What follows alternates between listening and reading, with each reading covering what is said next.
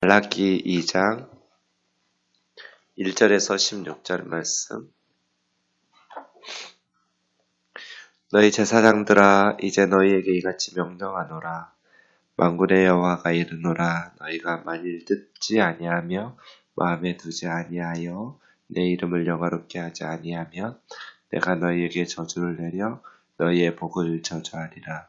내가 이미 저주하였나니 이는 너희가 그것을 마음에 두지 아니하였습니다. 보라, 내가 너희의 자손을 꾸짖을 것이요 곧 너희 절기의 희생의 똥을 너희 얼굴에 바를 것이라. 너희가 그것과 함께 제하여 버림을 당하리라. 만군의 여호와가 이르노라. 내가 이 명령을 너희에게 내린 것은 레위와 세운 나의 언약이 항상 있게 하려 함인 줄을 너희가 알리라. 레위와 세운 나의 언약은 생명과 평강의 언약이라. 내가 이것을 그에게 준 것은 그로 경외하게 하려 함이라. 그가 나를 경외하고 내 이름을 두려워하였으며 그 입에는 진리의 법이 있었고 그의 입술에는 불의함이 없었으며 그가 화평함과 정직함으로 나와 동행하며 많은 사람을 돌이켜 죄악에서 떠나게 하였느니라. 제사장의 입술은 지식을 지켜야 하겠고 사람들은 그 입에서 율법을 구하게 되어야 할 것이니 제사장은 만군의 여호와의 사자가 되니오늘. 너희는 옳은 길에서 떠나 많은 사람을 율법에 거스르게 하는도다.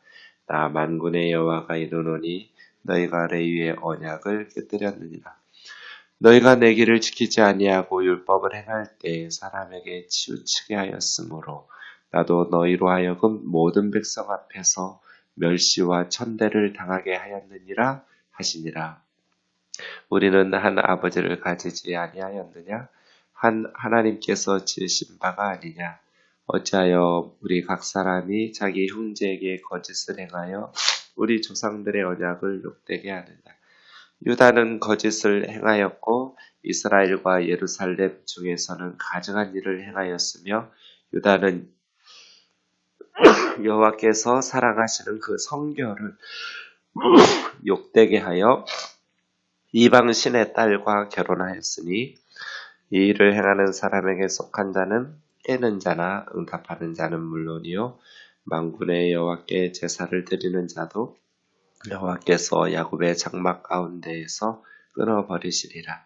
너희가 이런 일을 행하나니 곧 눈물과 울음과 탄식으로 여호와의 제단을 가리게 하는도다. 그러므로 여호와께서 다시는 너희의 봉헌물을 돌아보지도 아니하시며 그것을 너희 손에서 기꺼이 받지도 아니하시거늘 너희는 이르기를 어찌 됨이니까 하는도다.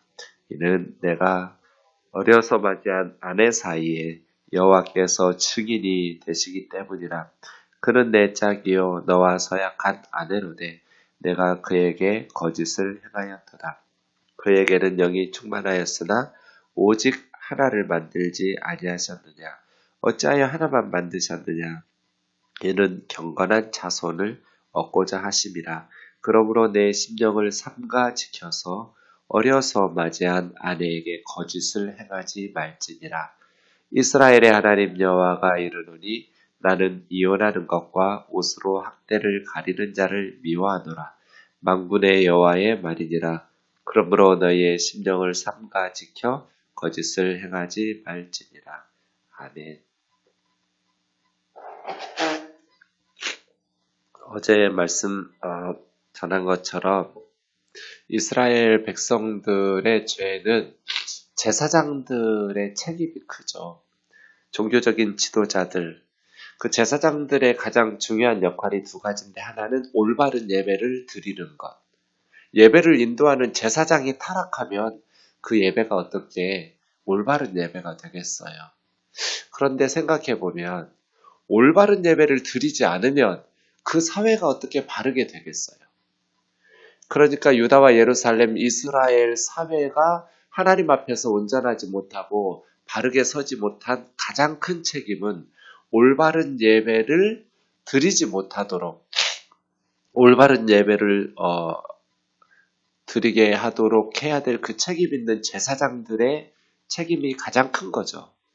그래서 다른 이스라엘의 모든 계층들, 백성들, 정치인들, 경제인들, 모든 계층들 중에 제사장들에게 성경은 더 엄격할 수밖에 없죠. 목사들이 타락하면 어떻게 올바른 예배를 하나님께 드릴 수 있겠어요? 그러니까 목회자들에게 더 엄격할 수밖에 없겠죠. 두 번째, 제사장들의 역할은 백성들에게 율법을 가르치는 것, 올바른 예배를 인도하는 것, 그리고 백성들에게 하나님의 말씀인 율법을 바르게 가르치는 것, 이 두 가지가 제사장의 중요한 책무라면, 올바른 예배를 드리려면 올바른 삶을 살아야겠죠? 근데 백성들에게 율법을 바르게 가르치지 않으면 어떻게 그 사회가 정결하게 되겠어요? 그래서 말라기 선지자는 이 잘못된 세상에 대한 책임은 제사장들에게 있다. 올바른 예배를 드렸다면, 그리고 바르게 하나님의 말씀인 율법을 가르쳤다면 어떻게 이 세상이, 이 사회가 이런 타락한 세상이 될 수 있느냐 하는 것이죠. 2장 1절 말씀 보시면 너희 제사장들아 이제 너희에게 같이 명령하노라. 이제 이같이 명령하노라. 명령이라는 미치와라는 말은 명령이라기보다는 문맥상은 뜻은 명령이라는 뜻도 있는데 심판, 그러니까 어떤 명령이냐면 심판의 내용을 명령하시는 거거든요. 그래서 이제 이같이 심판한다 이 말은 앞에서 고발한 내용이 쭉 있는 거예요. 1장 6절에서 14절까지예요. 앞에서 이러이러한 죄, 그건 이제 제사장들의 올바른 예배를 드리지 않은 죄죠. 이거 너희 총독에게 드려보라고. 이런 재물 너희 총독이 받겠냐고. 사람도 안 받을 그러한 예배를 드리면서 어떻게 하나님 앞에 예배 드렸다고 하는 그런 형식적인 예배, 온전하지 못한 예배를 드리면서 어떻게 이렇게 영적으로 타락할 수 있도록 방치하느냐 하는 거죠. 1장 6절에서 14절까지 고발한 것을 내용으로 이제 2장 1절에서 9절까지는 제사장들에게 심판을 명령하는 거거든요. 어떤 심판이에요? 만군의 여호와가 이르노라 너희가 만일 듣지 아니하며 마음에 두지 아니하여 내 이름을 영화롭게 하지 아니하면 내가 너희에게 저주를 내려 너희의 복을 저주하리라. 예. 사실은 내가 이미 저주하였나니 이렇게 말씀하시거든요. 그럼에도 불구하고 이제라도 너희가 회개하라는 거예요. 올바른 예배를 드려라. 백성들에게 올바르게 율법을 가르쳐라. 이제라도 너희가 회개해야 하나님께서 용서하시고 그 저주를 돌이켜 복으로 바꿔주시겠죠. 너희 복을 저주하리라. 이 2절 말씀 두 가지로 볼 수 있겠어요. 제사장들이 누리고 있는 복을 저주하시겠다. 이런 뜻도 있고요. 하나는 제사장들이 예배 때마다 복을 선언하잖아요. 여호와는 내게 복을 주시고 이런 식으로 제사장들의 축복이 있잖아요. 그 너희가 내리는 제사장들의 축복을 하나님께서 저주하시겠다는 거예요. 제사장들이 예배 때 주는 그런 축복의 기도를 하나님께서 저주하시면 그 예배는 드리나만 아니겠어요? 그 예배가 어떤 의미가 있고 그런 예배를 누가 나가려고 하겠어요? 제사장들이 비는 축복을 하나님께서 저주로 바꿔버리신다면 두 가지 의미가 다 가능해요. 제사장들이 받는 복을 저주하시기도 하고 제사장들이 예배 때 비는 축복을 저주로 바꾸시기도 하고 더 충격적인 건 3절이에요. 보라 내가 너희 자손을 꾸짖을 것이요. 자손을 꾸짖으면 이제 제사장 가문이 끝나는 거죠. 제사장 가문을 하나님께서 멈추시겠다. 종말 선언이죠. 그래서 셉타진트 그 70인경은 제사장의 팔을 꺾을 것이요. 이렇게 번역하기도 했는데요. 어쨌든 그들의 재앙, 심판을 내리시고 뭐가 충격이냐면 그 다음이요. 똥, 곧 너희 절기의 희생의 똥을 너희 얼굴에 바를 것이다. 그러니까 유월절이나 초막절이나 오순절 같은 절기에는 평소하고는 비교할 수 없을 만큼 많은 희생 제물을 드리잖아요. 그러니까 절기의 똥이라는 것은 그만큼 많은 양의 똥이 나오겠죠. 이 똥이라고 말했지만 배설물 똥도 되고 짐승들의 그 희생 제물의 내장들이에요. 그건 다 걷어다가 성전 밖에 거기서 소각시켜야 되거든요. 똥과 함께 다. 그러니까 하나님 앞에 바쳐지는 게 아니에요. 그러니까 엄청 충격적인 내용이죠. 똥으로 그냥 도배시키겠다는 거잖아요. 너희 얼굴에다. 아예 그냥 너희 얼굴을 똥통에 쳐 박을 거야. 이런 말이에요. 그래서 성전에서 제거시킬 거야. 똥은 성전 밖으로, 진영 밖에서 불태워 없애야 되니까. 하나님 앞에 드려지는 것이 아니니까. 제사장들을 그렇게 성전에서 쫓아내서 소각시킬 그런 부정한 존재로 여기시겠다는 거잖아요. 맞죠?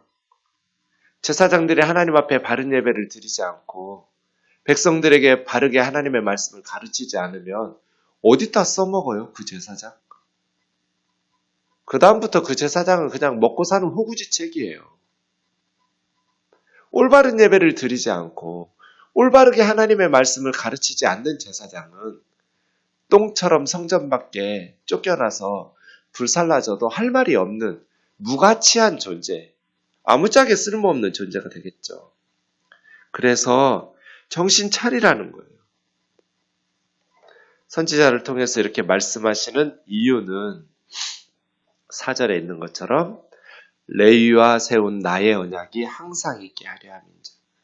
왜 하나님께서 이런 심판, 이런 명령을 내리시냐면 레위와 세운 하나님의 언약을 항상 있게 하도록, 레위와 세웠던 레위의 언약, 이것이 정확히 무엇을 말하는지 모르겠지만 민수기 25장에서 비느하스가, 아론의 손자 제사장 비느하스가 그 모압 여인들과의 죄에 대해서 하나님의 열심으로 죄를 막았을 때 영원히 평강의 언약을 제사장들 레위 지파에게 세우는 민수기 25장 10절에서 13절이거나 신명기 33장 8절에서 11절이거나 어쨌든 레위 지파가 제사장이 되면서 그 제사장 지파가 하나님의 영적 사역을 감당하는 그 레위 지파와 세웠던 하나님의 언약을 너희가 다시 상기시켜서 그 레위 언약이 사라지지 않도록 하나님께서 너희에게 약속하신 그 레위 언약이 제거되지 않도록 하기 위해서라는 거예요. 그 5절에 보시면 레위와 세운 하나님의 언약은 생명과 평강의 언약이에요. 생명과 평강을 선물로 주시는 언약. 그 생명과 평강이라는 하나님의 선물에 대한 레위 사람들의 보답은 하나님을 경외하는 것. 하나님께서는 생명과 평강을 주시고 사람들은 하나님께 하나님을 경외함으로 보답하고, 경외한다라는 건 존경하고 하나님을 우습게 여기지 않는 거거든요. 하나님을 존경하는 두려움, 하나님을 우습게 여기지 않는, 그렇게 보답해야 하지 않냐. 이러한 레위 자손 너희 조상들과 내가 레위와 세웠던 이 언약을 너희가 깨뜨려서, 왜 깨뜨려져요? 하나님 경외하지 않으니까. 하나님을 두려워하지 않고 하나님 우습게 여기니까. 하나님께서 생명과 평강을 주실 수 없잖아요. 그래서 너희는 수치를 당할 거다. 6절이요. 레위 입에는 진리의 법이 있었고 그 입술에는 불의함이 없었으며 화평과 정직함으로 나와 동행하며 많은 사람을 돌이켜 죄악에서 떠나게 하였느니라. 이게 제사장들의 역할이거든요. 진리의 법이 제사장들의 입술에, 그래서 불의함이 없어야 되고 입술뿐 아니라 화평과 정직함으로 나와 동행하는 삶. 제사장은 올바른 예배와 더불어 율법을 백성들에게 가르치는 자라고 그랬잖아요. 율법을 어떻게 가르쳐야 돼요? 진리의 법, 불의함이 없는 입술과 하나님과 동행하면서 살아가는 화평함과 정직함의 삶으로 많은 사람을 죄악에서 돌이켜서 떠나게 해야 하지 않냐. 이게 제사장의 직무잖아요. 그런데 이걸 못했다는 거예요. 제사장들이 이러한 하나님 주신 사명을 감당하려면 제사장의 입술은 지식을 지켜야 하고 제사장 입술에 불의함이 있으면 안 돼요. 제가 늘 말하죠. 설교 듣는 거 위험한 일이라고. 우리가 어떤 사람에게서 정기적으로 그 한 사람의 말을 들어요. 설교 외에. 설교를 듣는 건 매우 위험한 일이에요. 세뇌되거든요. 여러분 저한테 세뇌돼요. 안 될 재간이 없어요. 날마다 정기적으로 제 말을 듣는데 어떻게 제 말에 세뇌되지 않겠어요? 영향을 어떻게 안 받아요? 그래서 설교 듣는 건 위험한 일이다. 왜 위험하냐면 예배 시간에 목사가 설교하는 게 다 하나님의 뜻이 아니니까. 하나님 말씀 아니다. 설교라고 해서 하나님 말씀인 게 아닌 거다. 하나님의 말씀인 성경을 바르게 해석해서 바르게 전해야만 그게 하나님 뜻이고 하나님의 말씀인 성경이 바르게 해석되고 바르게 적용돼야만 하나님의 말씀인 거지. 설교 시간에 성경과 다른 성경의 해석이 틀리고 적용이 틀리면 그건 하나님의 뜻이 아니에요. 그러니까 하나님 말씀 아니죠. 하나님의 뜻도 아니고 하나님의 말씀도 아니면 우리는 불순종해야만 목사의 설교를 따르지 않아야만 하나님의 뜻에 순종할 수 있게 돼요. 그러니까 위험한 일이에요.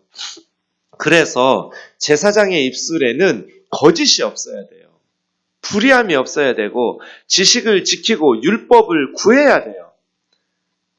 하나님의 말씀을 전하는 사람들은 주일학교 선생이든 캠프장이든 목회자든 가정에서 부모든 어느 누구든지 가르치는 자는 입술에 불의함이 있어서는 안 돼요. 그 입술에 진리의 법이 있어야 돼요.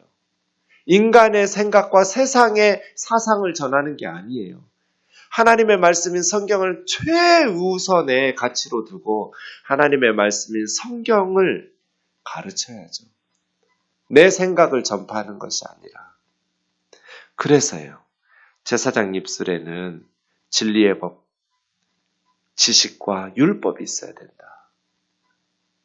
입술뿐 아니라 그의 삶에 하나님과 동행해야 된다.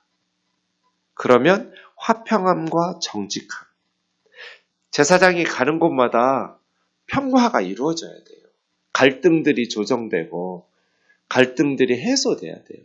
갈등을 증폭시키면서 거짓으로 이랬다 저랬다 하면 안 되죠. 화평함, 정직함이 있어야죠. 그렇게 하나님 앞에 동행해야 되는데 그래서 제사장은 만군의 여호와의 사자가 됨이거늘 백성들 눈 앞에서 아 하나님은 저렇게 섬기는 거구나 이런 하나님의 일꾼이 돼야 돼요. 아 예배는 저렇게 드리는구나. 아 저렇게 말하고 행동하는 거구나. 만군의 여호와의 사자 백성들에게 신앙생활과 삶에 모범답안이 되는 삶을 살아야죠. 정답이어야 되는데 오답인 거예요. 너희는 옳은 길에서 떠나 많은 사람을 율법을 거스르게 하는도다. 나 만군의 여호와가 이르노니 너희가 레위의 언약을 깨뜨렸느니라. 생명과 평강의 언약, 하나님을 경외하게 하시는 레위의 언약을 너희가 깨뜨렸다. 너희가 율법을 거스르고 옳은 길에서 떠나버리니까 많은 사람들이 이스라엘 백성들이 하나님의 말씀을 거스르고 옳은 길에서 떠나게 되겠죠. 그럼 하나님께서 어떻게 하겠어요? 제사장들은 내 길을 지키지 아니하고 율법을 행할 때 사람에게 치우치게 하였으므로 나도 너희로 알고 모든 백성 앞에서 멸시와 천대를 당하게 하였느니라. 이제 하나님께서 제사장들을 멸시와 천대를 받게 하시겠죠. 예. 그래서요. 요즘 목사님들이라고 하면 존경을 받아요? 안 믿는 사람들에게? 아니면 부정적인 이미지로 멸시와 천대를 받아요? 우리 사회에서 목회자들이 존경의 대상 같지가 않아요. 그래서 가슴 아파요. 하나님께서 주의 종들의 영적인 리더들을 존경의 대상으로, 안 믿는 세상 사람들도 목사님이라고 하면 존경하고 뭔가 우리와는 다른 그런 성직자라는 그러한 명예가 있어야 되는데 멸시와 천대를 당하게 하는 자업자득인 거죠. 뭐 하라는 거예요? 돌이켜라. 돌이켜라. 올바른 예배를 드리고 하나님의 백성들에게 올바르게 하나님의 말씀인 율법을 가르쳐서 지키게 해라. 어그러진 죄악의 길에서 떠나 돌이켜 거룩한 삶을 살 수 있도록, 그러려면 너희의 입술에 진리의 법, 불의함이 없어야 되고 진리의 법이 있어야 된다. 화평함과 정직함으로 하나님과 동행해야 된다. 그 다음 이제 10절부터 16절까지는 새로운 제사장들 이야기가 아니라 세 번째 논쟁인데요. 말라기서예요. 보통 10절은 우리에게 한 아버지, 한 하나님께서 지으신 바에서 온 인류가 한 아버지다 하는데 여기서는 이스라엘 얘기예요. 문맥상은. 무슨 얘기냐면 두 가지인데요. 하나는 11절에 있는 것처럼 이방 신의 딸과 결혼하는 것. 그러니까 이게 말라기는 바벨론 포로에서 돌아온 페르시아 시대의 상황이잖아요. 그러니까 우상 숭배는 없어졌어요. 근데 예배가 형식화되고 삶이 망가졌어요. 우상은 제거됐지만 70년 포로로 살다 와서 삶이 망가진 것 중에 뭐가 망가졌냐면 어려서 결혼했던 14절에 있는 것처럼 어려서 맞이한 아내를 버리고 이방 우상 숭배하는 여인들과 결혼하는 사람들이 생긴 거예요. 함께 살던 와이프를 버리고 우상 숭배하는 이방 여인과 결혼하는 거 괜찮아요. 그런데 그 이방 여인이 개종했으면 이스라엘은 혈통 공동체가 아니니까. 그런데 이방 신의 딸과 결혼했다라는 것은 이 이방 여자였기 때문에 문제가 아니라 우상 숭배를 하고 있는 여자를, 그러니까 어려서 함께 살던 아내 버리고 우상 숭배하고 있는 이방 여인들의 과 결혼함으로써 우상 숭배로 넘어가고 있는 거예요. 이거는 그 결혼에 하나님께서 증인이신데, 하나님께서 결혼할 때 증인으로 서 계시는데, 하나님의 증인 세워놓은 하나님의 이름으로 결혼한 이것을 너희가 파괴시키는 것, 언약을 파괴하는 거다. 그래서 13절에 있는 것처럼 눈물과 울음과 탄식으로 너희 제단을 가린다. 누가 눈물과 울음과 탄식을 해요? 버림당한 아내들이죠. 버림당한 아내들이 눈물과 울음과 탄식으로 하나님의 제단을 가리는데 너희가 봉헌물을 바친들 내가 그걸 보겠냐는 거예요. 너희의 봉헌물을 하나님께서 받지 않으시겠다고. 너희 손에서 기꺼이 받지 않을 것이다. 어쩐 일인가? 어려서 맞이한 아내를 너희가 버렸다. 여호와께서 증인이 되시기 때문이다. 내가 증인 섰는데 너희가 맹세하고 남편의 의무를 다하기로 약속했는데 너희가 아내를 버리고 이방 여인들을 데리고 사니까 너희의 기도를, 너희의 봉헌물을 내가 받겠냐는 거예요. 하나님께서 수많은 영으로 너희에게 만들 수 있지만 하나의 영만 너희에게 만들어주지 않았냐. 한 여자만 사랑하라고. 제가 주례해달라고 오면 물어요. 내가 사실은 주례하면서 결혼식에 하고 싶은 말은 딱 하나야. 근데 그 말은 내가 못해. 안 믿는 분들 다 오고 막 하객들 다 왔는데 너무나 적나라해서 그 말은 내가 할 수가 없어. 그래서 지금 내가 말하는 게 주례사야. 결혼식 날 하는 주례는 두 번째로 중요한 얘기고 더 중요한 얘기는 지금 하는 얘기니까 잘 들어라.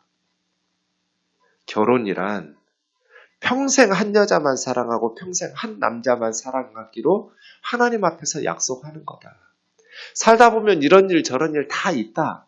그럼에도 불구하고 어떤 사건과 어떤 일들이 있어도 결혼하겠다고 하나님 앞에서 맹세한다라는 것은 평생 이제는 한 여자만 사랑하고 한 남자만 사랑하겠다고 맹세하고 부부되는 거다. 근데 이거 어렵다. 그거 지킬 마음이 없으면 결혼하지 마라. 결혼한다는 것은 연애할 때야 뭐 이 남자 저 남자 이 여자 저 여자 만났다 헤어졌다 괜찮죠. 그런데 결혼하면 이제는 연애할 때하고 다르다. 평생 한 남자만 사랑하고 평생 한 여자만 사랑하고 그 한 남자를 사랑하는 한 여자를 사랑하는 그 배우자의 의무를 다 해야 된다. 근데 이거 어려운 거다. 교회 다니면서도 교회 안에서도 바람피는 사람들이 바퀴벌레보다 많다. 하나님 앞에서 바르게 살아라. 내가 이 말 하고 싶은데 결혼식장에서 이런 말 하기는 좀 너무 적나라해서 딴 얘기 하지만 사실 부부 생활이라는 건 신의를 지키는 거다. 어려서 맞이한 아내를 버려요. 그리고 학대하고 더 치사한 건 16절 옷으로 학대를 가려요. 그러니까 남들 앞에서는 좋은 사람인 것처럼 사람들 앞에서 그런데 옷으로 가리는 그 옷 속에는 두드러 맞고 멍든 아내의 피멍이 있는 거잖아요. 여자들은 이혼을 요구도 못해요. 남편들만 이혼을 요구할 수 있었어요. 지금하고 또 달라요. 여자들은 직업을 가질 수도 없어요. 버림당하면 당장 먹고 살 일이 너무 막막해요. 그런 상황에서 예수님께서도 말씀하셨지만 아내를 버리지 마라. 기도하겠습니다. 사랑하는 하나님 아버지, 올바른 예배를 드리지 않고 올바른 율법 교육이 이루어지지 않는데 그 사회가 어떻게 바르게 될 수 있겠습니까? 하나님, 영적인 지도자들이 올바른 예배를 인도하고 입술에 진리의 법이 있고 불의함이 없고 삶 속에 화평함과 정직함으로 하나님과 동행하는 삶으로서 백성들을 불의하고 죄악된 길에서 돌이켜 떠나게 할 수 있는 세상의 빛과 소금 된 사명 잘 감당케 하옵소서. 우리 교회에서 드려지는 예배가 부정하고 하나님의 얼굴에서 가리워지는 예배 되지 않도록 주여 인도하여 주시옵소서. 하나님, 어려서 취한 아내를 버리지 말고 그들을 학대하지 말고 눈물과 울음과 탄식으로 하나님의 제단이 가리워지지 않도록 우리의 삶, 우리의 가정, 학대가 없게 하시고 그러한 폭력이 없게 하여 주옵소서. 하나님은 이혼과 학대로 옷으로 학대 가리키는 걸 미워한다고 말씀하셨사오니 하나님, 우리의 상처받은 영혼들, 마음들 주님 붙들어 주시옵소서. 예수님의 이름으로 기도하옵나이다. 아멘.